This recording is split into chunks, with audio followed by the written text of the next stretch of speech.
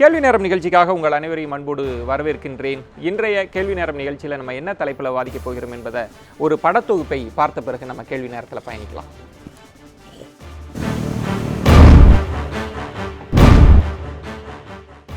அனைவரும் கன்னட மொழியை கற்றுக்கொள்ளுங்கள் என்ற கர்நாடக முதலமைச்சர் சித்தராமையாவின் உத்தரவு கர்நாடக எல்லைகளை தாண்டி மொழிசார் அரசியலை முன்னெடுக்கும் தமிழகம் உள்ளிட்ட பல மாநிலங்களில் அதிர்வலைகளை ஏற்படுத்தி இருக்கிறது. கர்நாடகாவில் பணிபுரியும் மூத்த IAS அதிகாரி ஒருவர் தனக்கு கீழ் பணிபுரியும் அதிகாரியிடம் ஆங்கிலத்தில் மட்டுமே கடிதங்கள் பரிமாற்றம் இருக்க வேண்டும் என்று உத்தரவிட்ட நிகழ்வு பெரும் சர்ச்சையை ஏற்படுத்தி இருந்தது. இந்த உத்தரவு பற்றி செய்தியாளர்களிடம் பேசிய முதலமைச்சர் சித்தராமையா, அதிகாரிகள் ஆங்கிலத்தில் மட்டுமே கடித பரிமாற்றங்கள் இருக்க வேண்டும் என்ற உத்தரவிடுவது தவறானது என்றும், கர்நாடகாவில் உள்ள அரசு அதிகாரிகள் ஒவ்வொருவரும் கன்னட மொழியை கற்க வேண்டும், அதை உறுதி செய்வதற்கான நடவடிக்கைகள் மேற்கொள்ளப்படும் என கூறினார். கர்நாடக மாநிலத்தில் முதல்வர் சித்தராமையா முன்னெடுத்திருக்கும் இந்த முயற்சியானது எங்கும் தமிழ் எதிலும் தமிழ் என்று முழக்கமிட்ட தமிழகத்திலும் அதிர்வலைகளை உருவாக்கியிருக்கிறது. மொழிசார் அரசியலை முன்னெடுத்த திராவிட கட்சிகளின் மீதான விமர்சனங்களை மேலும் கூர்மையாக்கியுள்ளது. இதுவே இன்றைய கேள்வி நேரத்திற்கான களத்தையும் 5 அடிப்படை கேள்விகளையும் எழுப்பியுள்ளது.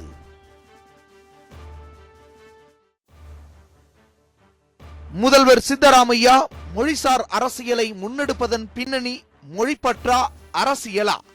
எங்கும் தமிழ் எதிலும் தமிழ் முழக்கத்தில் வென்றதா தமிழகம்? மொழியை அரசியல் ஆதாயத்துக்கு மட்டுமே பயன்படுத்தி கொண்டனவா திராவிட கட்சிகள்? பிற மொழியினர் மீது மொழியை திணிப்பது மொழி வன்முறையாகாதா? மொழிசார் அரசியல் அர்த்தம் பொதிந்ததா, ஆபத்தானதா? இன்னும் பல கேள்விகளுடன் இன்றைய கேள்வி நேரம் பயணிக்கிறது. மீண்டும் உங்களை கேள்வி நேரம் நிகழ்ச்சிக்கு வரவேற்கின்றேன். எங்கும் தமிழ் எதிலும் தமிழ் என்கிற அந்த கோஷமானது, அந்த முழக்கமானது தமிழகத்தில் சாத்தியப்படுமா என்பதை, அந்த விவாதத்திற்கான அந்த முதன்மை புள்ளியை முதலமைச்சர் சித்தராமையா தான் தொடங்கி வைத்திருக்கிறார். இது இந்த மொழிசார் அரசியல் என்பது தமிழகத்தில் ஏதோ ஒரு அரசியல் மேடைகளில் மட்டுமல்ல, பண்பாட்டு தலங்களிலும் ஒலித்திருக்கிறது. பக்தி இலக்கியங்களில் மொழிசார் அரசியலை நம்மளால் பார்க்க முடிகிறது. மொழிசார் அரசியலை முன்னெடுத்த மாநிலங்களில் முக்கியமானது தமிழகம். அதனால தான் இந்த அனைவரும் கட்டாயமாக கன்னடம் படிக்க வேண்டும் என்கிற இந்த வாதத்தை தமிழகத்தில் தமிழக மொழிசார் தளத்தில் விவாதிக்க வேண்டிய சூழல் ஏற்பட்டிருக்கிறது. நம்ம தொடர்ந்து விவாதிப்பதற்கு முன்பாக கருத்துரையாளர்களை உங்களுக்கு அறிமுகம் செய்து விடுகிறேன். பாமகவிலிருந்து வழக்கறிஞர் கே. பால் அவர்கள் வணக்கம். எழுத்தாளர் வே. மதிமாறன் அவர்கள் வணக்கம். காங்கிரஸிலிருந்து திருச்சி வேலுச்சாமி அவர்கள், மூவருக்கும் என்னுடைய வணக்கத்தை தெரிவித்துக் கொள்கிறேன். இது மட்டுமல்லாமல் நம்மோடு எழுத்தாளர் PA கிருஷ்ணன் அவர்களும் நம்மோடு இணைகிறார். அவரையும் வரவேற்று இந்த வாதத்திற்குள் செல்லலாம். முதல்ல திருச்சி வேலுசாமி ஐயா, உங்களிடமிருந்து தான் தொடங்கணும். முதலமைச்சர் சித்தராமையாவினுடைய இந்த மொழிசார் அரசியல் இதை முன்னெடுத்திருப்பதன் பின்னணியில ஒரு மொழிப்பற்று இருக்குன்னு நினைக்கிறீங்களா, இல்லை ஒரு அரசியல் தேர்தல் ஆதாயத்திற்காக இதை முன்னெடுத்திருக்கிறார்? இந்த கேள்வியை கேட்டு நான் சிரிப்பதா அழுவதா என்று எனக்கு புரியவில்லை.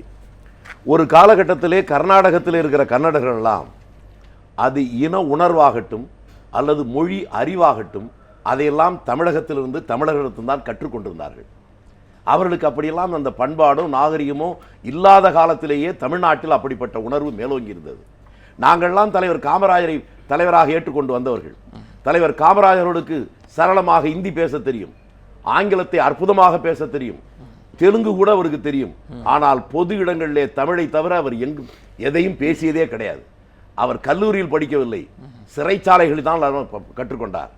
அவருடைய வீட்டிலே பல ஆயிரக்கணக்கான ஆங்கில நூல்கள், இலக்கிய ஆங்கிலம் அல்லது ஜியோகிராபி, பொருளாதாரம் எல்லாமே இருந்தது. ஆனால் ஒரு மாநிலத்தில் அந்தந்த தாய்மொழியில் தான் நிர்வாகம் இருக்க வேண்டும் என்பதை உலகத்தில் உதட்டில் மட்டும் ஒரு காலத்தில் தமிழ்நாட்டில் சொன்னார்கள்.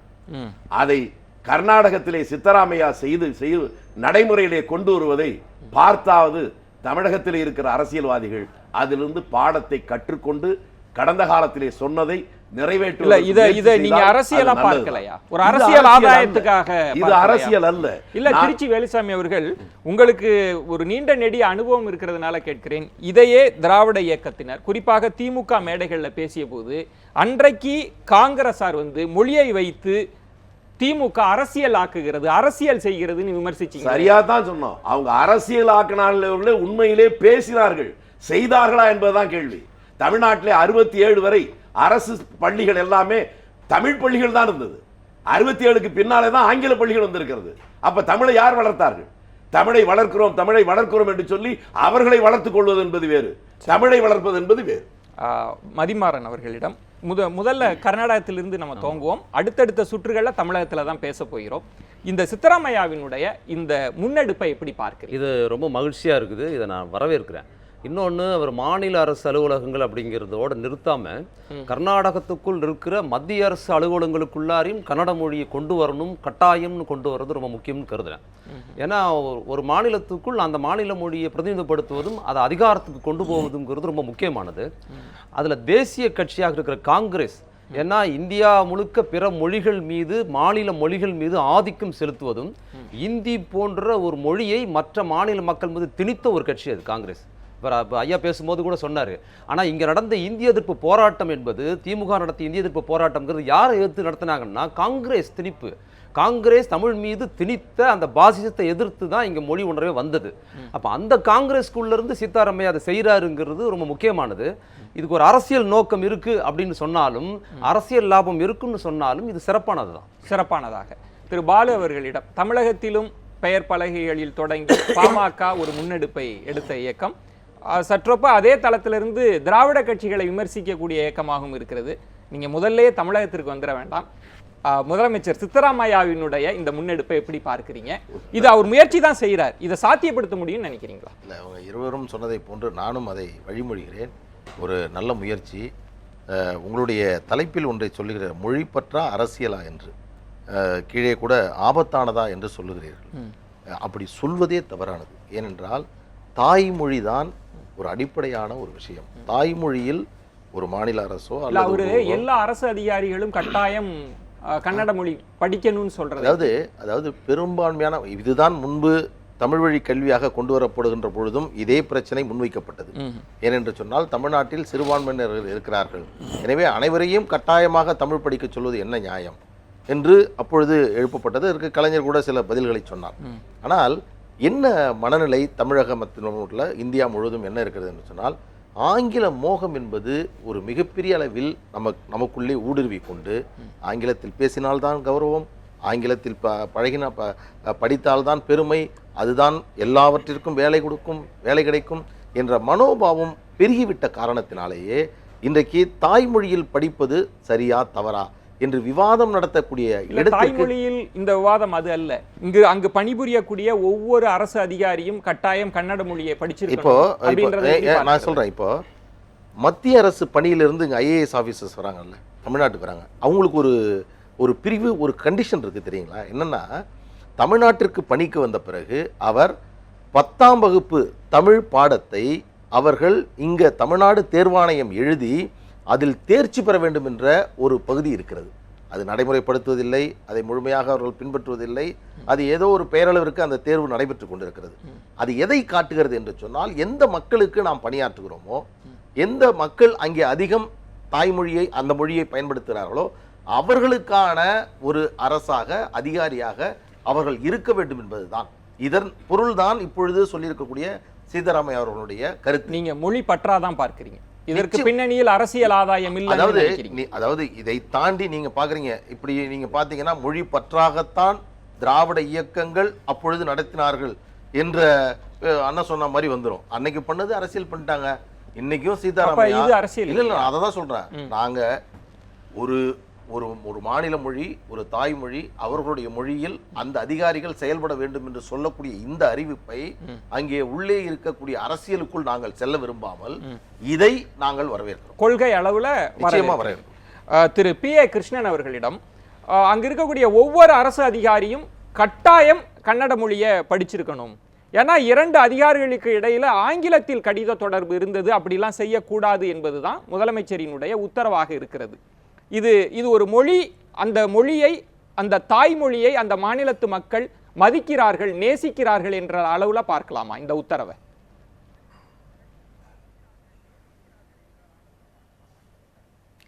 நிச்சயமா அப்படிதாங்க பார்க்கணும். இது ரொம்ப காலந்தாழ்ந்த ஒரு முடிவு என்று தான் நான் நினைக்கிறேன். இவ்வளவு நாள் ஏன் இது நடக்கலைங்கிறது எனக்கு ஆச்சரியமா இருக்கு. அதான் தமிழ்நாட்டில் 1952 வருஷம் முதல்ல சட்டசபை வரும்போது தமிழில் பேசினது நம்ம முதல்ல தமிழில் தாய்மொழியில் பேசினது தமிழ்நாடு தான் பண்ணிருக்கிறது. அதனால தமிழ்நாடு மிக முன்னோடியாக இருக்குது. இது நிச்சயம் வரவேற்கப்பட வேண்டிய ஒரு முடிவு தான் நான் நினைக்கிறேன். சரி, நான் உங்களுடைய முதல் கட்ட பார்வையாக எடுத்துக்கொள்கிறேன். பார்வையாளர்களுக்கு ஒரு குழப்பம் கூட இருக்கலாம், எல்லாரும் ஒரே புள்ளியில் இருக்கக்கூடியவர்களை நீங்கள் அழைச்சிட்டீங்களேன்னு. ஆனால் என்னுடைய அடுத்த கேள்வி இவர்களை திசையாக மாற்றி பிளவுபடுத்திவிடும். எங்கும் தமிழ், எதிலும் தமிழ் என்கிற முழக்கத்தில் நாம் வெற்றி பெற்றிருக்கிறோமா? அந்த இடத்துல தமிழகம் என்ன செய்தது என்பதுதான் நம்முடைய பிரதான இரண்டாவது கேள்வியாக இருக்கிறது. திரு பாலு அவர்களிடம் நீங்க அங்க பாராட்டினீங்க, இப்படி ஒரு முழக்கம் எல்லாருக்குமே உளப்பூர்வமாக இருந்தது. பாரதிதாசன் கவிதை வரிகள்ல பெரும்பாலான வரிகள் இதாத்தான் இருந்தது.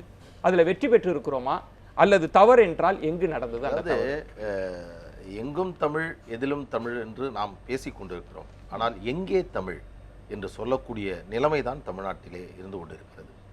இங்கே ஒரு அரசு ஆணை கூட தமிழ் மொழியில் மட்டும் வர வேண்டும் என்று நாங்கள் சொல்லவில்லை.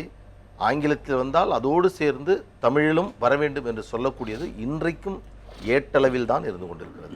அதே போன்று அலுவல் தொடர்பான கடிதங்கள், அதிகாரிகளுக்கு இருக்கக்கூடிய நடைமுறைகள், எல்லா விஷயத்திலும் இன்றே இலக்கிய தமிழை விட்டுவிடுங்கள், அதை தாண்டி இருக்கக்கூடிய நாம் சாதாரண பேச்சு தமிழ், நடைமுறையில் உள்ள தமிழ், அலுவலக தொடர்புடைய விஷயங்கள், இதில் மிகப்பெரிய அளவில் நமது தமிழகம் தோற்றிருக்கிறது. குறிப்பாக ஒன்றை சொல்ல வேண்டும் என்று சொன்னால், கல்வி தாய்மொழியில் பாடம் பார்க்க வேண்டும் என்று தமிழ்நாட்டில் எடுத்துக்கொண்டிருக்கிறார். தமிழ் படிக்காமலேயே ஒருவர் PhD பெற்றுவிட முடியும். இது எந்த நாட்டிலும் நடக்காது, நடக்கக்கூடாது. ஆனால் தமிழ்நாட்டில் இதற்காக பல முயற்சிகள் மேற்கொண்டாலும் கூட வெறும் பெயரளவில் மட்டுமே. மிகப்பெரிய அளவில் தமிழுக்காக போராடியவர், தமிழை பற்றி உயர்வாக பேசக்கூடிய கலைஞர் பலமுறை தமிழ்நாட்டில் முதலமைச்சராக இருந்தாலும் கூட இது சாத்தியமாக்கப்படவில்லை. இதை சித்தராமையா அவர்களினுடைய இந்த முன்னெடுப்பை திரு கருணாநிதி அவர்களும் செய்திருக்கிறார். அரசு கோப்புகள் தமிழ்ல தான் இருக்கணும்ன்ற உத்தரவு தலைமைச் செயலகத்திலிருந்து வந்திருக்கேன். அதாவது நீங்க ஒரு உத்தரவுக்காக உடனடியாக பாராட்டுறீங்க, பலமுறை அந்த உத்தரவை நான் என்ன சொல்றேன், திராவிட இயக்கம் தோற்றுவிக்கப்பட்டதே அதனுடைய முகவரியாக தன்னை அறிமுகப்படுத்திய கொண்டதே மொழிக்காகத்தான். சமூக நீதி இரண்டாவது சமூக நீதி, முதலில் மொழி. இந்த மொழிக்காகத்தான் மிகப்பெரிய போராட்டத்தை நடத்தி அந்த போராட்டத்தை திராவிட இயக்கம் நடத்தியதாக காண்பித்து அதற்கு பிறகு அரசியலுக்கு வந்தார்கள், தேர்தல் நின்றார்கள், வெற்றி பெற்றார்கள். ஆனால் அவர்கள் இதுவரையில் 50 ஆண்டு கால ஆட்சி பல முறை இல்ல திராவிட இயக்கத்தை காண்பித்துன்றாங்களே, களத்தில் திராவிட இயக்கம் இல்லை. அதாவது நீங்க ஒண்ணு பார்த்தீங்கன்னா, பாட்டாளி மக்கள் கட்சி பல முறை 50 ஆண்டுகள் திராவிட இயக்கங்களுடைய கொள்கைகள் தோற்றுவிட்டது, இவர்கள் மக்கள் நலன் சார்ந்த அரசியல் செய்யவில்லை என்று நாங்கள் சொன்னபோது கூட பல முறை எங்களிடம் நிறைய கேள்விகளை நீங்கள் எழுப்பினீர்கள். ஆனால் உங்களுக்கு அறியாமலேயே நீங்களே இன்றைக்கு பயன்படுத்தி கொண்டனவா திராவிட கட்சிகள் என்று நீங்கள் போடுறீங்க, நான் போடல. நீங்க அப்படி என்றால் ஒவ்வொரு பொருளிலும் தீர்மான முடிவு அல்ல. ஆனால் பாலு அவர்கள் சுருக்கமாக மொழிசார் அரசியலில் முன்னெடுத்ததுல திராவிட கட்சிகளை பற்றிய மதிப்பீடு என்ன, அதை சொல்லுங்க. அதாவது அவர்கள் வெறும் பெயரளவில் மட்டுமே அதை ஆக்கப்பூர்வமாக செயல்படுத்த வேண்டும், அதை நடைமுறைப்படுத்த வேண்டும் என்ற கிஞ்சிற்றும் அவர்களுக்கு அதில் அக்கறை இல்லாமல் தான் இதை நடந்து கொண்டார்கள். மதிமாறன், எங்கும் தமிழ் எதிலும் தமிழ், இதில் திராவிட இயக்கத்தோட பங்களிப்பு அப்படிங்கிறது நீங்கள் வரலாற்றில் சங்க காலத்துக்கு பிற்பாடு பார்த்தீங்கன்னா தமிழ் பெயர், தமிழர்களுக்கு தமிழ் பெயர்னு சங்க காலத்தில் மட்டும்தான் இருந்தது. அதுக்கு பிற்கால சங்கத்தில் இருந்த ராஜராஜ சோழன், மூவேந்தர், யார் காலத்திலையும் மன்னர்களுக்கும் சரி பெரும்பான்மையான மக்களுக்கும் சமஸ்கிருத பெயர்களாக மாறிடுச்சு. தமிழிலிருந்தே அப்புறப்படுத்தப்பட்டது. திருக்குறள் இருட்டடிப்பு செய்யப்பட்டது. தமிழின் ஒப்பற்ற நூலான திருக்குறளை எல்லா தமிழ் மன்னன் மூவேந்தரும் இருட்டடிப்பு செய்தாங்க. அப்போ இத்தனை நூற்றாண்டுகள், 2000 ஆண்டுகள் கழிந்து எப்போ தமிழுக்கு தமிழன் மத்தியில் ஒரு அங்கீகாரம் வருதுன்னு பார்த்தீங்கன்னா, திராவிட இயக்கம் வந்ததுக்கு பிற்பாடு தான் இங்கே இருக்கிற சமஸ்கிருத பெயர்களுக்கு பதில் ஒவ்வொரு தமிழனுக்கும் தமிழ் பேர் வைக்கிறது அப்படிங்கிறதே அவங்க தான் ஆரம்பிக்கிறாங்க. திருக்குறள் மாநாடு என்பதும் அவங்க வந்து தான் முதல்ல துவங்குறாங்க. அப்போ தமிழ் அங்கீகாரம் எப்போ நடந்திருக்குன்னு பார்த்தீங்கன்னா திராவிட இயக்கம், பெரியார், அதுக்கப்புறம் திமுக வந்ததுக்கு பிற்பாடு தான் பல தமிழ் பெயர்கள் வந்தது. அதோட தாக்கம் எது வரைக்கும் இருந்ததுன்னா, நம்ம தோழர் பேசின மாதிரி அவங்க தலைவர் டாக்டர் ஐயா ராமதாஸ் இருக்காங்க இல்லைங்களா, அவர் திமுகவின் தமிழ் தாக்கத்தால் தமிழ் உணர்வு பெற்று தன் மகனுக்கு அன்புமணின்னு பேர் வச்சார். அப்புறம் அவங்க தமிழ் உணர்வு பேசினாலும் கூட அன்புமணி தன் குழந்தைகளுக்கு தமிழ் பேர் வைக்க முடியல. அப்போ எங்க முடியுதுன்னா, திமுகவின் தமிழ் உணர்வுலேருந்து வளர்ந்து வந்த பின்னால குறை சொல்றவங்க நடைமுறையில் தன் கட்சிக்காரர்களுக்கு தமிழ் பேர் வைக்கிறது கூட போல.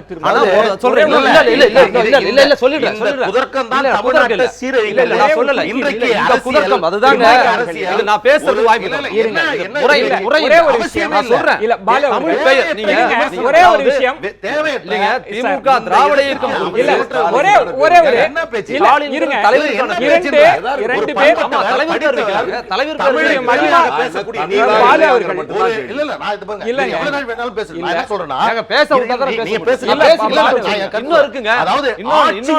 திராவிட கட்சிகள் தமிழை வளர்த்தது என்ன என்ற அதான் நான் சொல்றேன். அதான் நான் சொல்றேன். நீங்க சொல்ற நான் இன்னும் சொல்றேன். இல்ல மதிமா, நான் ஒரு குறுக்கு கேள்விக்காக ஒரு பார்வையாளர் கம்ப்ளீட் பண்ணல. சரி, நான் சொல்லி முடிச்சிறேன். அப்போ இந்த தாக்கம் தமிழகத்தில் அலையாக வந்து சாதாரண எளிய உழைக்கும் மக்கள் கூட தன் பேர் கொண்டு வந்து வைக்கிறத தமிழ் பேர்ல அவங்க பண்ணாங்க. அதுக்கப்புறம் திராவிட இயக்கத்துக்கு பின்னால யாரு பண்ணாங்க? தேசிய கட்சிகள் பண்ணல, இன்னொரு மாநில கட்சி தான் பண்ணுச்சு. யாரு பண்ணாங்கன்னா விடுதலை சிறுத்தைகள் பண்ணாங்க. விடுதலை சிறுத்தைகள்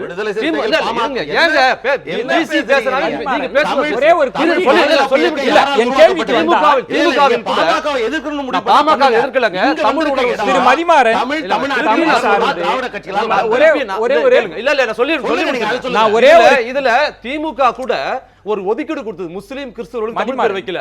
ஆனா விசிகாவுல கிறிஸ்துவ பேர் கூட தமிழ் பேரா மாத்துறாங்க. நான் ஒரே ஒரு கேள்விக்காக இருங்க. நான் வந்து தமிழ் தெருக்களில் தமிழ்தான் இல்லை என்கிற பாரதிதாசனின் கனவுகளில் இருந்து தான் இந்த தலைப்பை பார்க்கிறேன். ஆனா ஒரே ஒரு குறுக்கு கேள்வி மதிமாறன் அவர்கள்ட்ட. ராமதாஸ் ஐயா அவர்களினுடைய பெயருக்கு, தமிழ் பெயருக்கு அன்புமணின்னு வைத்ததுக்கு திராவிட இயக்கம் கிரெடிட் எடுத்துக்குது. இப்போ அன்புமணி அவர்களின் நான் ஒரு தனிப்பட்ட எடுத்து வாதிக்க விரும்பல, அவருடைய குழந்தைக்கு அப்படி ஒரு வேளை ஆங்கில பெயர் தான் இருக்குன்னா அதுக்கான கிரெடிட்டை நீங்க தானே எடுத்துக்கணும். உங்க இயக்கம் தோற்று இருக்கிறது, பெருமைக்கு நீங்க திராவிட இயக்கத்துக்கு எடுத்துக்கிறீங்க, தனிப்பட்ட குற்றச்சாட்டுக்கு அன்புமணிக்கு கண்டிப்பா. அதிகார வர்க்கத்துக்கு வந்ததுக்கு பிற்பாடு திராவிட இயக்கம் வருவதற்கு முன்னால் இருந்த தீவிர தமிழ் உணர்வை குறைத்ததன் வெளிப்பாடு தான் பின்னால பெயர்கள் இன்னைக்கு சமஸ்கிருத பெயர்கள் நிறைய மாறிக்கிட்டு இருக்குது. அதை நான் ஒத்துக்கிறேன், கண்டிப்பா ஒத்துக்கிறேன். திருச்சி வேலுசாமி அவர்களிடம் நீங்க முதல்லயே திராவிட இயக்கத்தினுடைய செயல்பாடு மொழிசார் அரசியல்ல காங்கிரஸை எதிர்த்து நிற்கக்கூடிய இடம் தான் பெரும்பாலான இடங்கள்ல பேசப்படுகிறது. நீங்க ஒரு இந்தி திணிப்பை கொண்டு வருகிற போதுதான் இங்க வெகுண்டு எழுந்தது. அந்த இடத்தில் இருந்துதான் நீங்க எங்கும் தமிழ் எதிலும் தமிழ் என்ற முழக்கத்தை எப்படி பார்க்கிறீங்க? அந்த போராட்டத்திற்கு பின்னாலே போனவருடைய அறியாமையை நான் சொல்லித்தான் ஆகணும். ஏன்னா இந்தி என்பது அந்த மொழி வருகிற போது அரசியல் சட்டத்தில் ஆட்சி மொழியா வருவதை தடுப்பதற்கு காரணமாக இருந்த மிக முக்கியமான ஒரு மனிதர் சஞ்சீவ் ரெட்டி. அந்த சஞ்சீவ் ரெட்டி ஜனாதிபதி தேர்தலில் நிற்கிற போது தமிழ் இந்தி திணிக்காமல் இருப்பதற்காக இவர்தானே உதவினார் என்று இந்த திராவிட இயக்கக்காரங்களா ஓட்டு போட்டாங்களா? அதல்ல. நான் என்ன கேட்கிறேன்னா, நல்ல தமிழை பற்றி நம்ம நண்பர் கூட அவரும் தெரிஞ்சுக்கணும். ஏதோ திராவிட இயக்கம் வந்துதான் ஏதோ இது வந்துச்சு, பெரியார் வந்தார்னு. பெரியார் வந்து தமிழை காட்டு மிராண்டி மொழின்னு தான் சொன்னார். அவர் ஒன்றும் நல்ல தமிழை கொண்டு வரல. நல்ல தமிழ் எப்போது வந்தது? செந்தமிழ் என்று எப்போது வந்தது? நற்றமிழ் என்று எப்போது வந்தது? யாரால் வந்தது? காட்டு மிராண்டி மொழி என்று குறிப்பிட்ட அந்த பெரியார் என்ன பார்வையில சொன்னார்ன்றது இன்னொரு டிபேட். ஆனா அவர்தானே பல திருக்குறள் மாநாட்டை நடத்தினாரு, பல தமிழ் புலவர்களை மேடை ஏற்றி பாராட்டு கொடுத்தாரு. தப்பாவே போயிட்டு இருக்கு. தப்பா நீங்க பேசுறீங்க, நீங்க தப்பா நீங்க பேசுறீங்க, விவாதம் தப்பா போல, தப்பா பேசுறீங்க. நீங்க தப்பா முதல்ல தெளிவா சொன்னேன். நான் சொன்னதை நீங்க பெரியார் காட்டுமிராண்டி மொழின்னு சொன்னதை தேவையில்லாம திருச்சி வெளிச்சாமி அவர்கள் வாங்க, நீங்க பேசுறது தேவையா நான் பேசுறது தேவையில்லையான்னு திருச்சி வெளிச்சாமி அவர்களிடம் நான் என்ன சொல்றேன், முதல்ல தெளிவா மொழியில் எடுத்தா காங்கிரஸ் குற்றவாளிங்க, அவ்வளவுதாங்க. வாங்க, தமிழ் மொழியின் குற்றவாளிகள் காங்கிரஸ். திராவிட கட்சிகள் இரண்டாவது குற்றவாளி வேலுச்சாமி அவர்கள் வாங்க. ஆமா, ஜாதி கட்சிக்கு திராவிட கட்சி பரவாயில்லை. வாங்க வாங்க. திராவிடம் என்பது என்ன? நான் திரும்பி உங்களை கேட்கிறேன். தமிழ்நாடு காங்கிரஸ் கட்சியின் பேர் வச்சிருக்கோம். உங்க திராவிட இயக்கம் கட்சிகள்லாம் தமிழ்நாடு கட்சி வச்சிருக்கா? பரவாயில்லையே. என்ன பேசிட்டு இருக்கீங்க? பரவாயில்லை, இப்ப மகிழ்ச்சி. காங்கிரஸோட தமிழ் இப்பவாது சொல்லுங்க, இப்பவாது உண்மையை புரிஞ்சுங்க.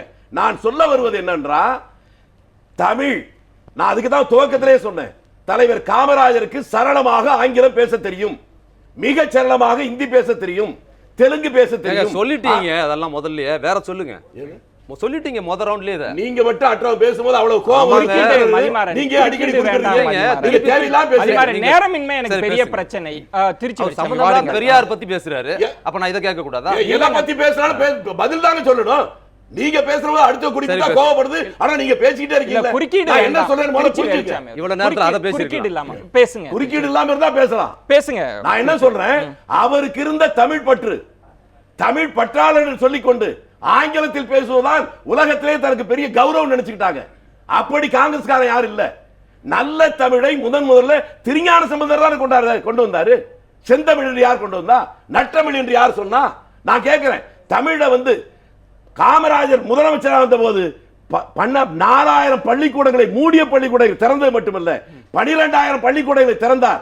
மொத்தம் 16000 பள்ளிக்கூடங்கள் எல்லாம் தமிழ் பள்ளிக்கூடங்கள், ஆங்கில பள்ளிக்கூடங்கள் கிடையாது. அவர்களிடம் பாலு அவர்கள் சொல்கிறார்கள் தமிழ் இருந்த இடத்துல ஆங்கிலம் வந்து விட்டது என்று. ஆனால் காங்கிரஸ் ஆட்சியில தமிழ் இருந்த இடத்தில் இந்தி வருவதற்கான வாய்ப்பு இருந்ததா இல்லையா? எங்கெங்கே இருந்துச்சு. திரும்ப திரும்ப அதான் சொல்றீங்க. 54, 55லேயே தமிழ் பள்ளிக்கூடம் மட்டும்தான் அரசாங்கம் நடத்துச்சு. அரசாங்கம் நடத்தியதே தமிழ் பள்ளிக்கூடம் தான், ஆங்கில பள்ளிக்கூடம் நடத்தல. ஆனா திராவிட இயக்க ஆட்சியில் தான் ஆங்கில பள்ளிக்கூடம் வந்துச்சு. சரி, யார் ஆங்கிலத்தை கொண்டு வந்தா?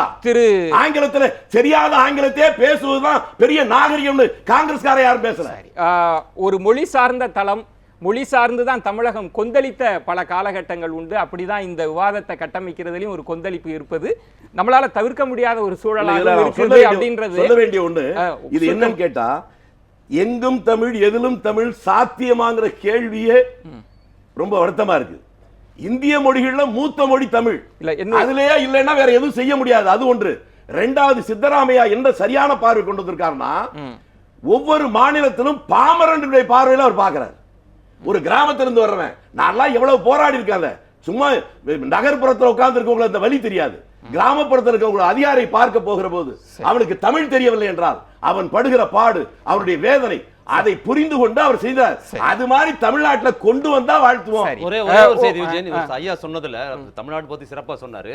புதுச்சேரியில் அவங்க தான் ஆட்சி நடத்துறாங்க, இதெல்லாம் அங்க செய்யலாமே தமிழோட. நம்ம அடுத்த சுற்றுல வருகிறேன்.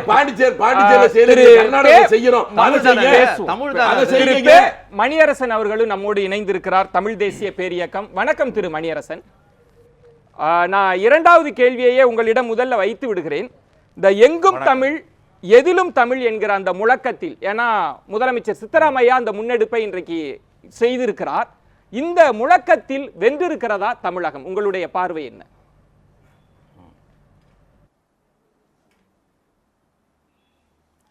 எங்கும் தமிழ் எதிலும் தமிழ் என்பது வரையறுக்கப்பட்ட குறிக்கோளை சொல்லுகின்ற ஒரு கோட்பாடு அல்ல. அது ஒரு வர்ணனை சொல்லது. கல்வி மொழியாக இருக்க வேண்டும், அலுவல் மொழியாக இருக்க வேண்டும் என்றுதான் குறிப்பாக சொல்ல வேண்டும். குறிப்பாக ஒரு கோரிக்கையை நிறைவேற்றுவதற்கு உள்ள திடமும் கொள்கை வலுவும் இல்லாதவர்கள் எங்கும் தமிழ் எதிலும் தமிழ் என்பார்கள், அன்னை தமிழை அரியணை ஏற்றுவோம் என்பார்கள். இதெல்லாம் பூச்சுற்றுகின்ற வேலை. நாங்கள் கேட்பது, 65 மொழிப்போலில் கலந்து கொண்டவன் நான் என்ற முறையில், நான் 65 படிக்கும் பொழுதெல்லாம் எனக்கு இந்தி பாடம் இருந்தது. அதில் தேர்வு எழுதி பாஸ் பண்ண, அது மார்க் வாங்க வேண்டிய கட்டாயம் கிடையாது. ஆனால் எங்களுக்கு இந்தி பாடம் இருந்தது. நான் கேட்கிறேன், இன்றைக்கு 1ஆம் வகுப்பிலிருந்து ஆங்கில வழி பிரிவை ஜெயலலிதா அம்மையார் அரசு பள்ளிகளில் 3 ஆண்டுகளுக்கு முன் தொடங்கினார். 1ஆம் வகுப்புலையும் 6ஆம் வகுப்புலையும் வளர்ந்து கொண்டே அது போகுது. 10ஆம் வகுப்பு வரைக்கும், 12ஆம் வகுப்பு வரைக்கும் அரசு பள்ளியில், அரசு உதவி பெறும் பள்ளியில் ஆங்கில மொழி பயிற்று மொழி பிரிவு என்பது கொண்டப்பட்டிருக்கு. ஒரு மொழியாக படிக்கிறது என்பது வேறு, பயிற்று மொழியை ஆங்கிலம் என்று கொண்டு வந்து விட்டார்கள். நாங்கள் கல்வி, தமிழ் வழி கல்வி உரிமை இயக்கம் என்று போராடுறோம், பல்வேறு அமைப்பை சேர்த்து வச்சுக்கிட்டு. திராவிட முன்னேற்ற கழகம் ஜெயலலிதாவின் இந்த தமிழ் வெளியேற்ற நடவடிக்கையை கண்டிக்கவே இல்லை, இன்று வரை கண்டிக்கவில்லை. அதில் அதுக்கு என்ன மாற்று கொள்கை இருக்கிறது, என்ன அது செய்கிறது, ஏன் கண்டிக்கவில்லை? கலைஞரும் கண்டிக்கவில்லை. இதை நாங்கள் ஆட்சிக்கு வந்தால் இதை நீக்கிடுவோம் என்று தேர்தல் அறிக்கையிலும் குறிப்பிடவில்லை.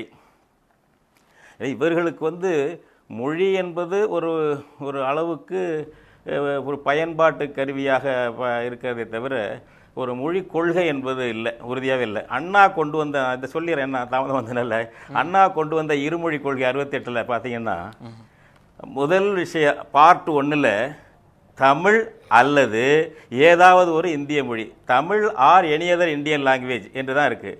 ரெண்டாவது பகுதி பார்ட் 2ல் இங்கிலீஷ், அதில் வந்து சாய்ஸ் கிடையாது, கட்டாயம் ஆங்கிலம் கட்டாயமாக இருக்கும். அண்ணா கொண்டு வந்ததில் வந்து இந்தியை நீக்கினாரே தவிர தமிழ் கட்டாய மொழி பாடமாக இருக்கும் என்பது கிடையவே கிடையாது. தமிழ் அல்லது வேறொரு மொழியை கற்கலாம் என்பது தான் இன்றைக்கு வரைக்கும் இந்த இருமொழி கொள்கை என்பது. எனவே கல்வியில் அப்படி இந்தி எதிர்த்து 65ல் 300 பேர் சுட்டுக் கொல்லப்பட்டாங்க, 8 பேர் தீக்குளித்து நஞ்சுண்டு மடிந்தார்கள்.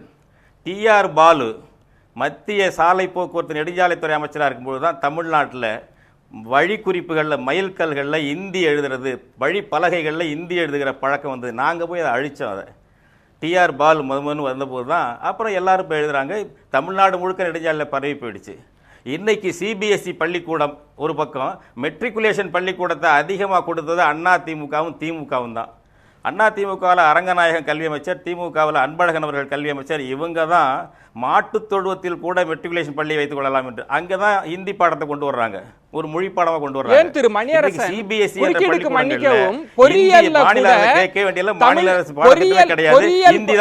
பொறியியல் படிப்புல கூட தமிழ் வழி கல்விக்கான முன்னெடுப்புகள் எல்லாம் செஞ்சதெல்லாம் நீங்க ஏன் மறைக்கிறீங்க? தமிழ் வழி கல்விக்கு படித்தவர்களுக்கு முன்னுரிமை, பொறியியல் கல்லூரிகள்ல தமிழுக்கான வாய்ப்புகள். நான் கேட்கிறேன், நல்லா இங்க பாருங்க. அவர் இன்னொரு விஷயம் என்னன்னா, அதிமுக நல்ல மறைக்கல, நீங்க நினைவூட்டியதுக்கு நன்றி உங்களுக்கு. அதுல இன்னொரு பல்கலைக்கழகத்துல நான் பேசும்போது தயவு செய்து குறிக்காதீங்க, தயவு செய்து குறிக்காதீங்க. நான் பேசின பிறகு சொல்லுங்க. சரி, நான் தயவு செய்து நான் இங்க பாருங்க, அது சரியல்ல. அது நான் பேசும்போது நீங்க பிறகு பேசுங்க. என்ன ஜனநாயகம் இது? என்ன வாதம் இது? நீங்க தொடருங்க திரு மணியரசன். நீங்க நினைவூட்டினீங்க பொறியியல் கல்லூரி, தமிழ் விஜயன் சொல்லிருங்க, நீங்க சொன்னதுக்கு மட்டும் பதில் சொல்றேன். தமிழ் பல்கலைக்கழகத்தில் மருத்துவக் கல்லூரி, பொறியியல் கல்லூரிக்கு முதல் 2 ஆண்டுகளுக்கு பாடத்திட்டம் தயார் பண்ணி அப்படியே தூங்குது. பல போராட்டங்களுக்கு பிறகு அண்ணா இப்போ பொறியியல் கல்வியில் மட்டும் சென்னையில் மட்டும் ஒரே ஒரு பிரிவு தமிழ் வழி கல்வி தொடங்கி இருக்கிறாங்க. அவ்வளவுதானே தவிர ஒட்டுமொத்த தமிழ்நாட்டும் தொடங்கினா தான் அந்த தமிழ் கல்வி விரிவடையும். ஏன்னா ஆங்கில வழியில் படித்தவனுக்கு வேலையா, தமிழ் வழியில் படித்தவனுக்கு வேலையானா 100க்கு 99.5 பேர் ஆங்கில வழியில் படிச்சிருக்கான். 5 பேர் போகும்போது அவன் போட்டியில் தோத்து போறான். நீங்க ஊக்கப்படுத்துவதற்கான பொறியியல்ல தமிழ்ல படித்தவங்களுக்கு வேலை கொடுக்கறதுக்கான வாய்ப்புகளை உருவாக்கல, விரிவாக்கல. 80களில் தமிழ் வழி கல்வியில மருத்துவக் கல்லூரி முதல் 2ஆம் ஆண்டு, பொறியியல் கல்லூரி ஏன் அப்படியே போட்டுட்டீங்க? பேசுவோம். சென்னை அண்ணா பல்கலைக்கழகம், மற்ற இடங்கள்ல ஏன் கொண்டு வரவில்லை? திரு பி.ஏ. கிருஷ்ணன் அவர்களிடம் என்னுடைய 2வது கேள்விதான். எங்கும் தமிழ் எதிலும் தமிழ் என்கிற அந்த முழக்கம், அதை இன்னும் கூர்மைப்படுத்தி கல்வி மொழி, அலுவல் மொழியாக தமிழ் இருந்ததா அப்படின்ற இடத்தில் தமிழகத்தை எப்படி பார்க்கிறீங்க?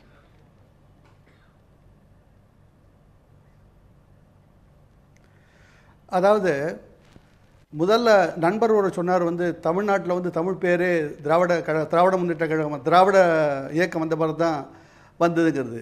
வைணவ குடும்பங்களில் தமிழ் பெயர்கள் 1000 ஆண்டுகளாக தமிழ் பெயர் தான் பழங்கி கொண்டு வந்து இருக்கிறது.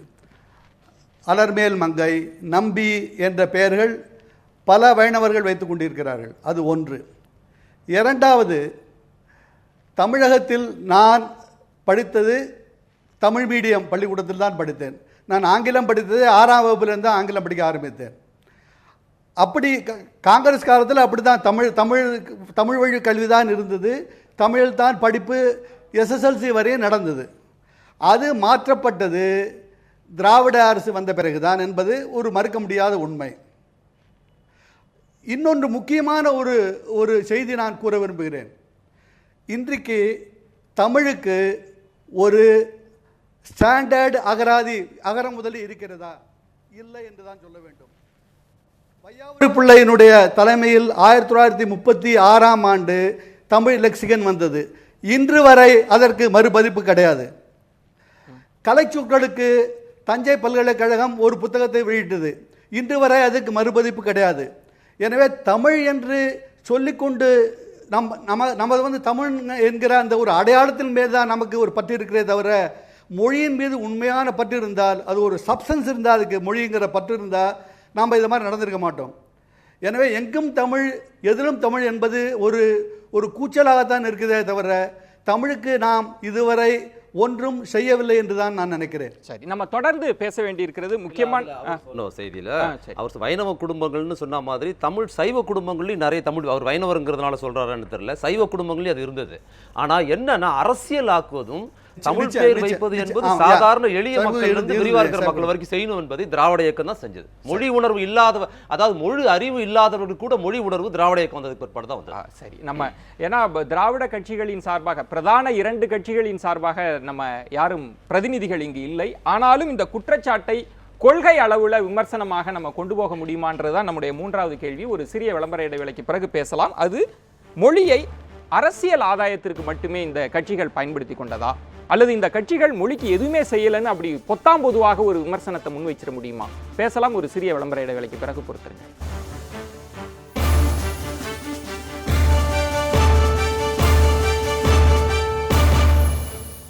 மீண்டும் கேள்வி நேரம் நிகழ்ச்சிக்காக உங்களை வரவேற்கின்றேன். மொழி சார்ந்த தளத்தில் தான் இன்றைய கேள்வி நேரத்தில் நம்ம பேசிட்டு இருக்கோம். நம்ம தொடர்ந்து பேசலாம். மதிமாறன் அவர்கள், முதல் சுற்றிலேயே பல்வேறு விதமான விமர்சனங்கள் வந்தது. பதில் சொல்லிட்டீங்கன்னா நான் மீண்டும் குற்றச்சாட்டுக்கு போயிடுவேன். சரிங்க. திரு மதிமாறன் அவர்கள் முதல்ல அவர் மணியரசன் ஒன்று சொன்னார், ஜெயலலிதா ஒரு விஷயத்தை கொண்டு வந்தப்போ கலைஞர் கூட கண்டிக்கல அப்படின்னு சொன்னார். இன்னொன்று அவர் சொல்ல மறந்துட்டார். ஏன்னா கலைஞர் ஆட்சியில் இருக்கும்போது போன முறை வந்து தமிழ் புத்தாண்டை சித்திரை 1 மாற்றி திருவள்ளுவர் தினத்தில் கொண்டு வர தமிழ் புத்தாண்டுன்னு சொல்லி நிறுவுறார். ஜெயலலிதா வந்த உடனேயே என்ன பண்ணுறாங்கன்னா அதை தூக்கி அந்த பக்கம் போடுறாங்க. போட்டுட்டு பழைய மாதிரி தமிழ் புத்தாண்டுக்கு சம்மந்தம் இல்லாத ஒரு தமிழ் புத்தாண்டை நிறுவுறாங்க சித்திரை 1. இதில் கலைஞர் ஜெயலலிதாவை கண்டிக்கலன்னு சொல்கிற மணியரசன் போன்றவர்களோ இன்னும் பல தமிழ் தேசியவாதிகளோ ஜெயலலிதாவின் தமிழ் புத்தாண்டு விரோத போக்கை பெரிய அளவில் கண்டிக்கவும் இல்லை, அதுக்கு தொடர் ஆர்ப்பாட்டம் எதுவுமே பண்ணவே இல்லை. அப்போ இவங்க தமிழ் உணர்வுக்குள்ள அல்லது திராவிட எதிர்ப்புக்குள்ள என்ன இருக்குன்னா, அடிப்படையில் திமுக எதிர்ப்பு தான் பிரதானமாக இருக்குதே தவிர அதில் திராவிட எதிர்ப்பு மொழி உணர்வுலாம் இல்லைங்கிறத நான் சொல்லிக்கிறேன். திரு மதிமாறன், இந்த தமிழர் திருநாள், தமிழர் புத்தாண்டு என்பதே பெரிய ஒரு விவாதமாக இருக்கிறது. பல தமிழ் புலவர்கள், தமிழ்ல மிக மேதமையோடு இருந்தவர்கள் எல்லாமே மாறுபட்ட கருத்தை தெரிவிச்சிருக்காங்கல்ல. இது தை தான் சித்திரை தான். திமுகவில் இருக்கிற அறிஞர்களை வச்சோ திராவிட இயக்க அறிஞர்களை வச்சு கூட்டப்படலை. மாறாக அதுக்கு முன்னால் மறைமலையடிகள் காலத்திலிருந்து சொல்லப்பட்ட விஷயத்தை பல்வேறு தமிழறிஞர்கள் சொன்னதை வந்து திமுக ஆட்சியில் நிறுவனாங்க. அவங்க சொன்னதை செய்யலை. அது எல்லா தமிழறிஞர்களாலும் திராவிட இயக்கம், தமிழ் உணர்வாளர்கள், எல்லா தமிழறிஞர்களும் நிறுவப்பட்டது தான் திமுக வந்து தமிழ் புத்தாண்டுன்னு தை 1 சொல்லுச்சு. அதை வந்த உடனே முதல் உத்தரவாக அவங்க வந்து தூக்கி வெளியே போட்ட போது திமுக வினையாற்றலன்னு விட்டுருங்க, தமிழுக்காக பிரதானமாக பேசுகிற திராவிட இயக்க எதிர்ப்பு பேசுகிற யாருமே அது பெரிய அளவில் தொடர் போராட்டம் பண்ணி அது நிறுவவே இல்லை. நம்ம பண்பாட்டு தளத்தில் பேசுவதை கடந்து நான் மொழி தளத்தில் தான் நம்ம பேசணும்னு நினைக்கிறேன். திரு மணியரசனோ திரு பாலு அவர்களோ மிக கடுமையான குற்றச்சாட்டு. இன்னும் சொல்ல போனா PA கிருஷ்ணன், திருச்சி வேலுச்சாமி அவர்கள்லாம் காங்கிரஸ் காலத்தில் கூட நாங்கள் தமிழ் வழியில தான் படித்தோம், ஆனா திராவிட கட்சிகள் ஆட்சிக்கு பிறகுதான் ஆங்கிலமே வந்தது அப்படின்றாங்க. ஆமா, அது நிச்சயம், அதை நான் ஒத்துக்கிறேன். ஆங்கிலம் அது குறிப்பா வந்து எம்ஜிஆர் ஆட்சி வந்ததுக்கு பிற்பாடு தான் மிக அதிகமான கல்வியே தனியாருக்கு மாறுது. குறிப்பாக மருத்துவக் கல்வி, பொறியியல் கல்வியெல்லாம் எங்கே மாறுதுன்னு பார்த்தீங்கன்னா எம்ஜிஆர் ஆட்சிக்கு வந்ததுக்கு பிற்பாடு எம்ஜிஆர் ஆட்சியில் யாரெல்லாம் மந்திரியாக இருந்தார்களோ, யாரெல்லாம் பிரமுகர்களாக இருந்தாலும் அவங்கெல்லாம் ஒரு கல்லூரி ஆரம்பிக்கிறாங்க, தனியார் கல்வி ஆரம்பித்து. அது வந்ததை நான் முழுமையாக ஒத்துக்கிறேன். அதில் எனக்கு மாற்று கருத்தே கிடையாது. இவர் சொன்னதையும் ஐயா சொன்னதையும் நான் ஒத்துக்கிறேன். அதில் மாற்றுக்கிறேன். திருச்சி வேலுசாமி அவர்களிடம் இந்த மொழி சார்ந்த தளத்தில் அவங்க மேடைகளில் மொழியை பேசுவதை வந்து மொழியை வச்சுட்டு அரசியலுக்கு வந்துட்டாங்க, மொழி வெறியை தூண்டிவிட்டார்கள் என்பதை கடந்து மொழியை பற்றி பேசுவதற்கான காரணம் அந்த இடத்துல சமஸ்கிருதம் வந்துடக்கூடாது, அந்த இடத்துல இந்தி வந்துடக்கூடாதுன்றதுக்காக பேசப்பட்டது தானே. ஒற்றை சொல்ல மட்டும் வச்சுட்டு திராவிட இயக்கத்தை குற்றம் சொல்வது சரியா? நான் உங்களை பார்த்து விஜயன் குடிக்கிறது ரொம்ப தப்பு அப்படின்னு நான் சொல்கிற போது நான் குடிகாரனா இல்லாமல் இருக்கணும், சரியா? உங்களை இந்தி படிக்கக்கூடாது, இந்தி எதிரி எல்லாம் நம்ம சொல்லி பண்ணோம். நாம இந்தி படிக்கல, இந்தி படிக்காதீர்கள்னு இந்தி எதிர்ப்பு போராட்டத்துக்கு முன்னாடி இருந்து தலகர்த்தர்கள் அவருடைய வீட்டு பிள்ளைகள்லாம் இந்தி படிக்கலையா அல்லது படிச்சிருக்காங்க? இல்ல, இப்ப மொழி போராட்டத்துல பங்கு பெற்று உயிர் நீத்தவர்களின் வாரிசுகள் யாரும் படிச்சதா எனக்கு தெரியல. மொழி போராளிகள் பல பேர் போராட்டத்தில் ஈடுபட்டவங்க படிச்சதா தெரியல. நீங்க ஒற்றை நபரை மட்டும் வச்சுட்டு மொத்த திராவிட கட்சிகளுக்கு கொண்டு வந்து, அதாவது சில விஷயங்களே அந்த காலத்தில் நடந்ததை நினைத்தால் இப்பொழுதும் மனசு வலிக்கும். திருப்பூர் பக்கத்தில் ஊத்துக்குழி, அந்த ஊத்துக்குழியில் ஒரு காவல்துறை அதிகாரி இன்ஸ்பெக்டர் ஒருத்தர், அவரை பட்டப்பகலில் பெட்ரோல் ஊற்றி அவரை கொளுத்தி விட்டாங்க. அவர் அலறி செத்தார். சுற்றி இருந்தவங்களாம் இந்தி ஒழிக தமிழ் வாழ்கன்னாங்க.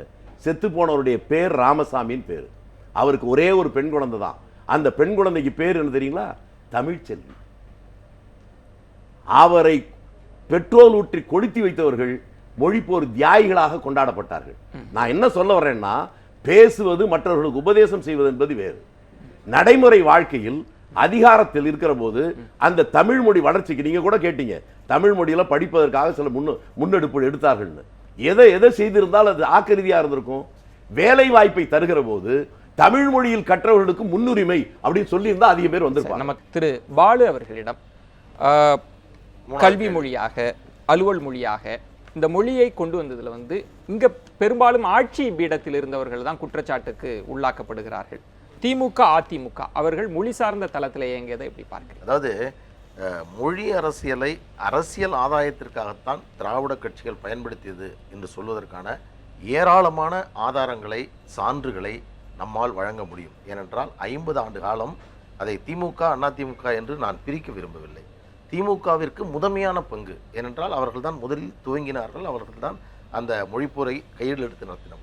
76இல் எம்ஜிஆர் அவர்கள் வந்தபோது ஒரு 28 பள்ளிகள், சென்னை பல்கலைக்கழகத்தால் நடத்தப்பட்ட பள்ளிகளை அதை அடிப்படையாக கொண்டு புற்றீசில் போல் உருவானது தான் இப்பொழுது தமிழகம் முழுவதும் இருக்கக்கூடிய இந்த மெட்ரிகுலேஷன் பள்ளிகள். இப்போது 35 ஆண்டுகளுக்கு முன் அகர முதலி எழுத வேண்டும் என்று பாவாணர் அவர் தலைமையில் ஒரு அமைப்பை உருவாக்கி செயல்படுத்துவதற்கான அறிவிப்பு வந்தது. அந்த அறிவிப்பு என்னானது தெரியாது. அதே போன்று 1999ஆம் ஆண்டு 102 தமிழறிஞர்கள் சென்னையில் வள்ளுவர் கோட்டத்தில் ஏப்ரல் 25ஆம் தேதி ஒரு உண்ணாவிரதத்தை செய்தார்கள். அப்பொழுது திமுக ஆட்சியில் இருந்தது. அப்பொழுது தமிழ் குடிமகனை கலைஞர் அவர்கள் அனுப்பி வைத்து அவருடைய பிரச்சனைகள் என்ன என்று கேட்டு வர சொன்னார்கள். அவர்கள் கேட்டது ஒன்றுமல்ல, மொழி பாடம், அதாவது பயிற்று மொழி பாடமாக தாய்மொழி தமிழ் இருக்க வேண்டும், இதை நீங்கள் உருவாக்க வேண்டும் என்று சொன்னார்கள். அப்பொழுது தமிழ் குடிமகன் சொன்னார், 41,417 பள்ளிகள், அதில் வெறும் 2,122 பள்ளிகளில் மட்டும்தான் ஆங்கில மொழி இருந்து கொண்டிருக்கிறது என்று சொன்னார்கள். ஆனால் இன்றைக்கு என்ன நடந்தது என்றால், ஏறக்குறைய இது அப்படியே மாறி 40,000 பள்ளிகளில் இன்றைக்கு ஆங்கிலம் ஒரு சாதாரணமாக ரொம்ப அதிகமாக நம் மொழியை தனியார் பள்ளிகள், தனியார் பள்ளிகள், அரசு பள்ளிகள் எல்லா நிலையிலும். அரசு பள்ளிகள்ல தமிழ் இல்லையா? இல்ல, அதுதான் நான் ஒரு கேள்வி கேட்கிறேன். உலகமயமாதலுக்கு பிறகு 90களுக்கு பிறகு இந்தியா முழுவதும் இருக்கக்கூடிய எல்லா மாநிலங்களும் தங்களுடைய பிராந்திய மொழிகளை கைவிட்டு விட்டு ஆங்கில வழி கல்வியை படிச்சதை நம்ம பார்க்கிறோம். அதாவது ஆங்கில வழி படிச்சதுனால பல வேலை வாய்ப்புகளை பெற்றதையும் நம்ம பார்க்கிறோம். அதுவும் அடிப்படையில தவறானது.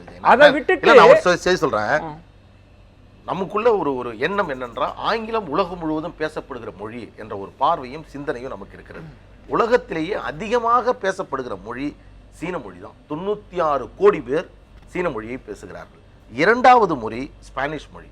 எவ்வளவு பேர்? 43 கோடி பேர் பேசுறாங்க. 3வது இடத்தில் தான் 37 கோடி பேர் தான் ஆங்கிலமே பேசுறாங்க. ஜப்பான்ல போனா ஆங்கிலம் கிடையாது, ரஷ்யாவுக்கு போனா ஆங்கிலம் கிடையாது, சீனாவுக்கு போனா ஆங்கிலம் கிடையாது, ஜெர்மனிக்கு போனா ஆங்கிலம் கிடையாது. ஆனால் நமக்கு என்ன தோன்றுகிறது என்று சொன்னால், தமிழ்நாட்டை விட்டு வெளியில படினா ஆங்கிலம் இருந்தால் மட்டும்தான் என்ற சிந்தனை. நான் என்ன கேட்கிறேன்னா, இல்ல ஆங்கிலத்தை எடுத்துக்கொண்டு தமிழை கைவிட்டுட்டாங்கன்னு சொல்றீங்க? இல்ல, அதான் சொல்றேன். இப்ப அண்ணன் கூட ஒரு இருமொழி கொள்கை இல்ல, அதுதான் நான் சொல்றேன். நான் இப்ப அண்ணன் ஒரு வார்த்தை சொன்னார், காமராசருக்கு பல மொழிகள் தெரியும் என்று சொன்னாலும் அவர் தமிழிலே பேசுவதுதான் முதன்மையாக கொண்டார் என்று சொல்றார். ஆனால் எனக்கு 5 மொழி தெரியும் என்று சொல்வதில் பெருமை அல்ல, தாய்மொழி எனக்கு தெரியும் என்று யார் சொல்லுகிறார்களோ அவர்தான் பெருமைக்குரியவர்கள். ஆனால் இன்றைக்கு என்ன நிலைமை?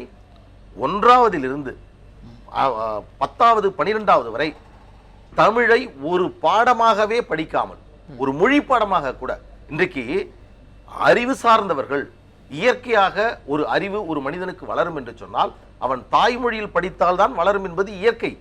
அதுதான் இன்றைக்கு ஐநா சபை சொல்லுகிறது. சமீபத்தில் தாய்மொழி நாள் கொண்டாடினோம், எல்லோரும் இன்றைக்கு கொண்டாடினோம். எதை அடிப்படையாக வைத்திருந்தால் இது தவறான புரிதல். இன்னும் சொல்ல போனால் திராவிட இயக்கங்கள் இதில் தோற்றுவிட்டது. என்னவென்று சொன்னால், அவர்கள் இதை ஒரு அரசியல் ரீதியான விஷயமாக மட்டுமே பேசாமல், இதை மக்களுக்கு புரிய வைக்க வேண்டிய, மக்களுக்கு தாய்மொழி என்பதை சொல்ல வேண்டிய, தமிழ் சிறப்புக்குரியது, தமிழ் பெருமைக்குரியது, தமிழ் பேசுவதுதான் சரி என்ற ஒரு முழக்கத்தை வெறும் அரசியலாக மட்டுமல்ல, அடிப்படையாக ஒரு நடைமுறையோடு அதை நாம் செய்திருந்தோம் என்று சொன்னால், இன்று இருக்கக்கூடிய இந்த நிலைமை, ஒரு தனிநபர்கள் இவர்கள் அதை செய்தார், அவர் இதை செய்தார், அதை பற்றி நான் பேசவில்லை. ஆனால் 50 ஆண்டு காலத்தில் இந்த திராவிடங்கள், ஒரே ஒரு உதாரணத்துக்கு சொல்றேன், திரைப்படங்களுக்கு தமிழில் பெயர் வைத்தால் இலவசம், அதாவது சலுகை என்று சொன்னார்கள். ஆனால் தமிழிலே பேசினால்தான் உங்களுக்கு சலுகை என்று சொல்லி இருக்க வேண்டும். அதுதான் நியாயமானது. ஒரு பெயர்ல என்ன இருக்கு? ஆனால் பெயருக்கு பிறகு வரக்கூடிய பாடல்கள், அதில் இருக்கக்கூடிய வசனங்கள் அனைத்தும் ஆங்கிலங்கள், பிற மொழிகள். ஆனால் அதே போன்று உயர்நீதிமன்றத்தில் இன்றைக்கு ஒரு அலுவல் மொழி, நான் ஒரு வழக்கறிஞராக இருப்பதில் பெருமைப்படுகிறேன். ஆனால் அதே வேளையில் ஆங்கிலத்தில் தான் பேச வேண்டும், ஆங்கிலம் இல்லாமல் தாய்மொழியில் பேசக்கூடாது என்று சொல்லக்கூடிய உயர்நீதிமன்றத்தில் இன்றைக்கும் இருக்கிறோம் என்று சொன்னால் இதற்கு யார் காரணமானவர்? கிருஷ்ணன் அவர்கள் யாரால் தொடர்ந்து பேசுவோம். திரு கிருஷ்ணன் அவர்களிடம் ஒட்டுமொத்த விவாதத்தையும் நீங்க பார்த்திருப்பீங்க. அதற்கான பதில், அதை தாண்டி ஒரு மொழியை திணிப்பது ஒரு மொழி வன்முறையாகாதா? நீங்க கட்டாயம் இந்த மொழியை படிச்சுதான் ஆகணும் அப்படின்னு சொல்லுவது எந்த விதத்தில் நியாயன்ற பார்வையும் எப்படி பார்க்கிறீங்க?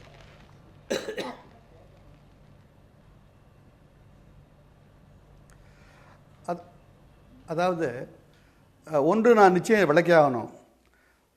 தமிழ் மொழியை மக்களிடம் எடுத்து சென்றது திராவிட இயக்கம் என்பதில் எனக்கு எந்த சந்தேகமும் இல்லை. திராவிட இயக்கம் வந்த பிறகுதான் மக்கள் தமிழ் மொழியின் மீது இவ்வளவு பற்றுக்கொண்டு தமிழ் மொழியை மிக நன்றாக பேச ஆரம்பித்தார்கள். பல சொற்கள் புழக்கத்துக்கு வந்ததும் திராவிட இயக்கம் வந்த பிறகுதான். ஆனால் தமிழ் மொழிக்கு இவர்கள் மொத்தமாக என்ன செய்திருக்கிறார் என்று பார்த்தால், அதான் ஆங்கிலத்தில் சொல்வார்கள் the proof of the pudding is in the eating. அதாவது பாயசம் திதிக்கின்றதா என்பது பருகி பார்த்தால் தான் தெரியும் என்று அந்த பழமொழி சொல்கிறது. தமிழ் இலக்கியத்தை எடுத்துக்கொண்டால் 10 பாட்டை எடுத்துக்கொள்ளுங்கள், 8 தொகை எடுத்துக்கொள்ளுங்கள், சிலப்பதிகாரம், மணிமேகலை, சீவக சிந்தாமணி, எந்த நூலை எடுத்துக்கொண்டாலும் இன்று வரை ஒரு செம்பதிப்பு வந்திருக்கிறதா அந்த நூல்களுக்கு? நமக்கு தமிழ் பல்கலைக்கழகங்கள் இருக்கின்றன, தமிழ் தமிழ் என்று நாம் சொல்லிக் கொண்டிருக்கிறோம். இன்று வரை ஒரு செம்பதிப்பு வந்துட்டிருக்கிறதா? அதற்கு விடை இல்லை என்பதுதான். எனவே தமிழுக்காக, தமிழ் மொழிக்காக, தமிழ் மொழியினுடைய பரம்பரை அவர் மக்களுக்கு கொண்டு வருவதற்காக அவர்கள் அதிகம் செய்யவில்லை என்று தான் நாம் சொல்ல வேண்டும். இப்போ உங்களுடைய மற்றொரு, அதாவது ஐயா அவர்கள் சொன்னார்கள் ஆங்கிலம் திணிக்கப்படுகிறது என்று. ஆங்கிலம் இன்று மிக முக்கியமான தேவை என்று தான் நான் கருதுகிறேன். தமிழ் படிக்க வேண்டாம் என்று சொல்லவில்லை, தமிழோடு ஆங்கிலத்தையும் நிச்சயம் படிக்க வேண்டும். உலகத்தில் எங்கு சென்றாலும், ஜப்பானுக்கு சென்றாலும், சைனாவுக்கு சென்றாலும், நான் சீனாவுக்கு சென்றிருந்த போது மாணவர்கள் என்னிடம் வந்து, நான் உங்களிடம் ஆங்கிலம் பேச விரும்புகிறேன், என்னுடைய ஆங்கிலம் சரியாக இருக்கிறதா என்று பாருங்கள் என்று என்னிடம் கேட்டார்கள். உலகம் முழுவதும் இன்று ஆங்கிலத்தில் பேசுவது ஒரு இன்றியமையாக பார்க்கப்படுகிறது. அதற்கு வரலாற்று காரணங்கள் பல இருக்கின்றன, நாம் அதற்குள் போக வேண்டாம். எனவே ஆங்கிலத்தை ஒதுக்குவது ஒரு சரியான முடிவாக இருக்காது என்றுதான் என்னுடைய முடிவு. பேசலாம். திரு மணியரசன் அவர்களிடம் சொல்லுங்கள். திரு இல்ல, நான் முடிச்சிடுறேன். ஒரு மொழியை திணிக்க கூடாது என்பதில் எனக்கு எந்த மாறுபாடும் கிடையாது. எந்த மொழியையும் திணிக்க கூடாது. சரி, திரு மணியரசன் அவர்களிடம் நான் மீண்டும் சொல்வது, நீங்க இந்தி திணிப்பை எதிர்ப்பதை போல, சமஸ்கிருத திணிப்பை எதிர்ப்பதை போல, கட்டாயம் நீங்க இந்த மொழியை படித்துதான் ஆக வேண்டும், இங்க இருக்கக்கூடிய ஒவ்வொரு அரசு அதிகாரியும் இந்த மொழியை படித்துதான் ஆக வேண்டும் என்று சொல்வது ஒரு திணிப்பு ஆகாதா?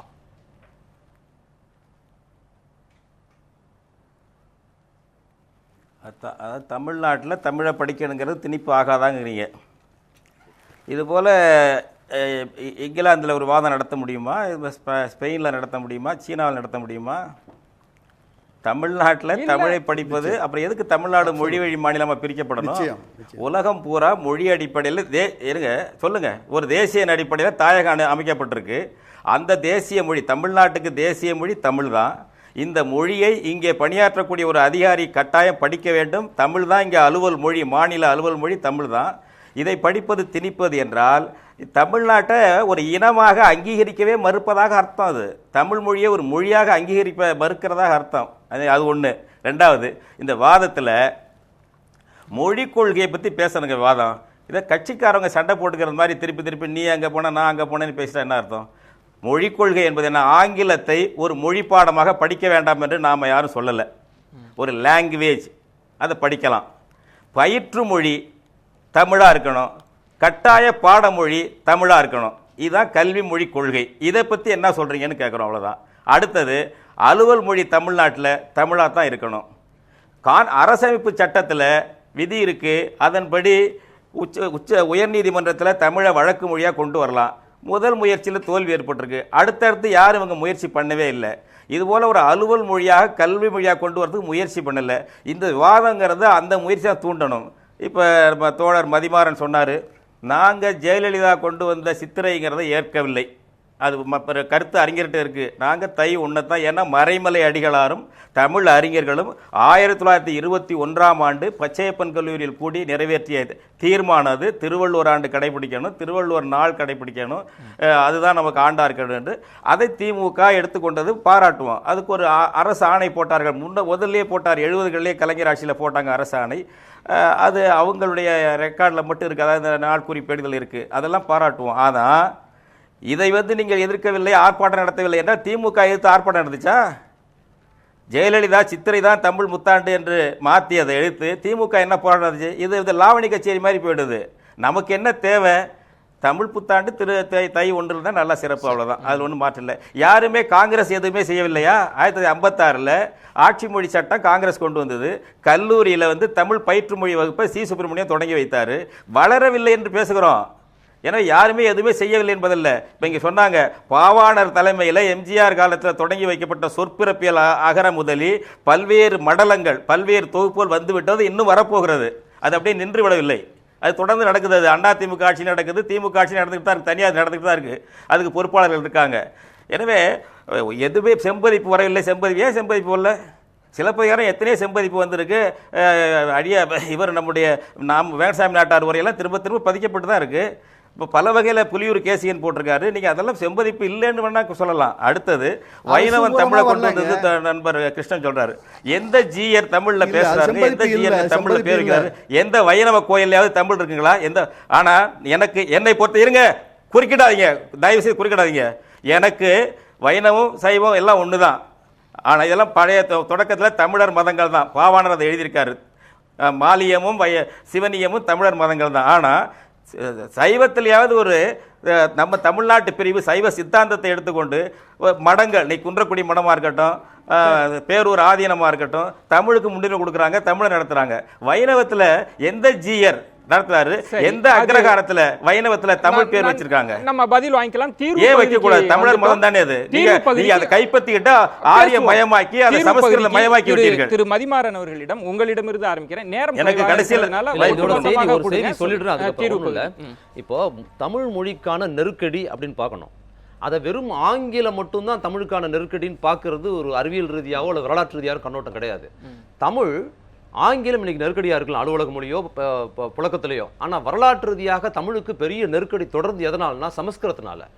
மிக குறிப்பாக ஆங்கிலம் ஒரு மொழியாக இருக்குது, படிக்கிறாங்க. ஆங்கிலம் தமிழை குறித்து எந்த மோசமான கருத்தையும் சொல்லலை.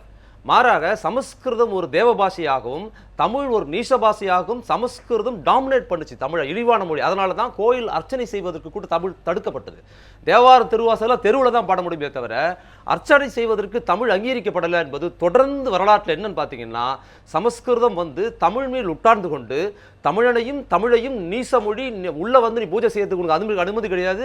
சமஸ்கிருதம் தான் ஆங்கிலம் ஓகேன்னு சொல்ல. ஆங்கிலம் எப்படின்னா அது ஒரு முதலாளித்துவ மொழி. இது நிலப்பரப்பு சாதி பின்னோட்டத்தோடு சமஸ்கிருதத்தின் குறியீடை நீ எப்படி பார்க்கணும்னா, அது இங்க இருக்கிற பிற்படுத்தப்பட்ட தாழ்த்தப்பட்ட மக்களையே இழிவா பார்க்கறதுனால தமிழ் இழிவா பார்க்கணும். ஏன் தமிழ் இல்லைன்னு கேட்டா, அதுதான் ஆங்கிலத்தை எப்படி பார்க்கிறோம்னா, தமிழுக்கு பிரதானமா கொடுத்தாங்க திராவிட இயக்கம். ஆங்கிலத்தை எப்படி நிறுவனாங்கன்னா, தமிழுக்கு எதிராக நிறுவல. அவர்கள் சமஸ்கிருதத்துக்கு எதிராக, இந்திக்கு எதிராக தமிழை நிறுவனாங்க. இது புரிஞ்சுக்கிட்டாங்க. தீர்வு பகுதியில நம்ம என்ன வாய்ப்பு இருக்கிறது? அதாவது நான் யதார்த்தமா ஒன்று சொல்றேன். உலகத்தில் எந்த மூலையில் வாழ்கிற மனிதர்களாக இருந்தாலும் அவரவர்களுடைய தாய்மொழி அவர்களுக்கு உயிரானது தான். அதில் மாற்று கருத்து கிடையாது. இதில் நம்முடைய சகோதரர் மணியரசன் என்னெல்லாம் இப்போ சொல்லிட்டு இருக்கிறாரோ, இந்த உணர்வோடு தான் கர்நாடகாவில் அங்கே இருக்கக்கூடிய சித்தராமையார் இன்னைக்கு செயல்படுத்துறார். என்னுடைய கேள்வி என்பது, நீங்கள் மொழியை திணிப்பது அல்ல. இப்போ கர்நாடகத்தில் இருக்க IAS ஆஃபீஸர், கர்நாடகத்துக்கு வர்ற IPS ஆஃபீஸர், அவர் கன்னடத்தை படிக்கணும் தான் சொல்லியிருக்காங்களே ஒழிய வேறு மாநிலத்தில் இருக்கவங்கள கன்னடத்தில் படிக்கணும்னு சொல்லல. எந்த பகுதிகளில் இந்த அதிகாரிகள் பணிபுரிகிறார்களோ அந்த பகுதியில் இருக்கக்கூடிய பாமர மனிதன் அவனுடைய கோரிக்கையை சொல்லுகிற போது புரிந்து கொள்வதற்கும் அவன் புரிந்து கொள்கின்றவை அவனே சொல்வதற்கும் இடைத்தரகர்கள் இல்லாமல் இருக்க வேண்டுமானால் அந்த மாநில மொழியை அந்த நிர்வாகத்தில் இருக்கிறவர்கள் கற்றுக்கொண்டால் தான் முடியும்.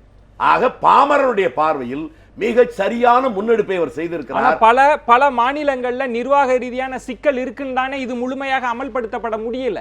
இன்னைக்கு தானே அதை சித்தராமையா முடியுதா இல்லையா என்பதல்ல, இது முடியணும். அப்பதான் ஒரு சட்டத்தின் ஆட்சி ஜனநாயக ஆட்சின்னா என்னங்க? மேட்டுக்குடி மக்களுக்கு மட்டும்தான் ஆட்சியா? கிராமத்தில் இருக்க காத்தாங்கருப்பு சுப்பனுக்கு ஆட்சி இல்லையா? அவன் ஒரு அதிகாரியிடம் போய் தன்னுடைய கோரிக்கையை கேட்கிற போது அந்த அதிகாரி அதை புரிந்து கொள்ள வேண்டுமா இல்லையா? அதிகாரி அவன் நேரடியாக சொல்வதை இவன் புரிந்து கொள்ள வேண்டுமா இல்லையா? இடைத்தரகனை வைத்துக் கொண்டு அதை நிர்வாகம் செய்ய முடியாது. ஆகவே பாமரனுடைய பார்வையில், சராசரி மனிதனுடைய பார்வையில் அவனுக்கு உதவுவதற்கு அந்த மாநிலத்தில் பணியாற்றுகின்ற எவராக இருந்தாலும் அவர்கள் அந்த மொழியை கற்றுக்கொள்ள வேண்டும். அதை தமிழ்நாட்டிலும் வர வேண்டும். அப்படி வந்தாதான் இவர்கள் பேசுகிற மொழியை பற்றி பேசுவதற்கு எல்லாருக்கும் யோகியதை இருக்கு. திரு பாலு அவர்கள்ட்ட தீர்வு பகுதியில் நம்ம எதை நோக்கி நகரணும்னு நினைக்கிறோம்? அதாவது இப்ப ஒரு அரசாங்கம் ஒரு ஆணை போடுவது, ஒரு அரசாங்கம் ஒரு அறிவிப்பை வெளியிடுவது, இதையெல்லாம் ஒரு பக்கம் ஒதுக்கி வைத்துவிட்டு தாய்மொழியின் சிறப்பை நாம் மிகப்பெரிய அளவில் மக்களிடம் கொண்டு செல்ல வேண்டும். மிகப்பெரிய ஒரு தவறான ஒரு புரிதல் மக்கள் மத்தியில் இருந்து கொண்டிருக்கிறது. அதே போன்று ஆட்சியில் இருக்கக்கூடியவர்களும் ஏதோ நானும் கடமைக்கு இதை செய்துவிட்டேன் என்று சொல்லக்கூடிய மனோபாவம் இருக்கிறது. கூட ஐயா சொன்னார், தாய்மொழி சிறப்பை சொல்றது ஒவ்வொரு விழாக்கள்லையும் இப்போ செம்மொழி மாநாட்டை மிகச்சிறப்பாக நடத்தினோம். இப்போ செம்மொழி மாநாட்டினுடைய அந்த நிறுவனத்தினுடைய தலைவராக யார் இருக்கிறார் என்று சொன்னால் முதலமைச்சர் இருக்கிறார்.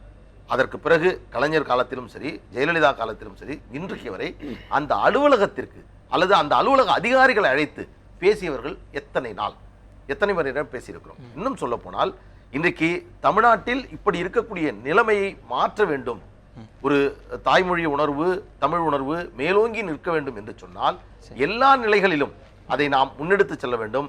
ஊடகங்களில் எடுத்துக்கொண்டால் எல்லா நிலைகளிலும் பாட்டாளி மக்கள் கட்சியை பொறுத்தவரையில் மருத்துவர் ஐயா அவர்கள் அந்த தமிழ் என்பதற்காக தமிழ் பாதுகாப்பு இயக்கத்தை திருமாவளவனோடு எல்லோருடன் சேர்ந்து அதை உருவாக்கி அதன் மூலமாக பல நன்மைகள் இப்போ இருக்க அதையெல்லாம் இன்றைக்கும் நாங்கள் செயல்படுத்தி கொண்டிருக்கிறோம். இன்னும் சொல்ல போனால் சென்னை மாநகர வீதிகள்ல எல்லாம் பெயர் பலகை பார்த்தேன். இப்போ அதுல தொய்வு வந்திருக்கு விமர்சனம். சுப்பிரமணியம் காலத்தில் அதை செய்தார்கள். அதற்கு பிறகு என்ன நடந்தது என்று சொன்னால் இன்றைக்கு அதை பின்பற்றவில்லை. இன்னும் சொல்ல போனால் தமிழில் பெயர் வைப்பது, தமிழ் இசையை வளர்ப்பது என்று பல விஷயங்களில் பாட்டாளி மக்கள் கட்சி செய்திருக்கிறது. இது அரசியல் ரீதியாக சொல்லக்கூடிய விஷயம் இல்லை. அதை தாண்டி ஒரு அமைப்பு, இந்த அரசாங்கம் தாய்மொழி, அந்த பயிற்று மொழி, அவரோட பாடமொழி, இதை மாணவர்களிடமிருந்து துவக்க வேண்டும். இன்றைக்கு கிராமப்புறத்தில் இருக்கக்கூடிய மாணவர்கள் கூட தமிழில் படிப்பதை அவர்கள் விரும்புவதில்லை. அதே போன்று எனக்கு தமிழ் தெரியாது என்று சொல்வது இன்றைக்கு நடைமுறையில் அது ஒரு கலாச்சாரமாக மாறிக்கொண்டது. 3 ஆளுமைக்கும் என்னுடைய நெஞ்சம் நிறைந்த நன்றிகளை தெரிவித்துக் கொள்கிறேன். திரு மணியரசன் அவர்கள், திரு PA கிருஷ்ணன் அவர்களுக்கும் என்னுடைய நெஞ்சம் நிறைந்த நன்றிகளை தெரிவித்துக் கொள்கிறேன். மற்றொரு ஆழமான தலைப்போடு சந்திக்கலாம். நன்றி, வணக்கம், நள்ளிரவாகட்டும்.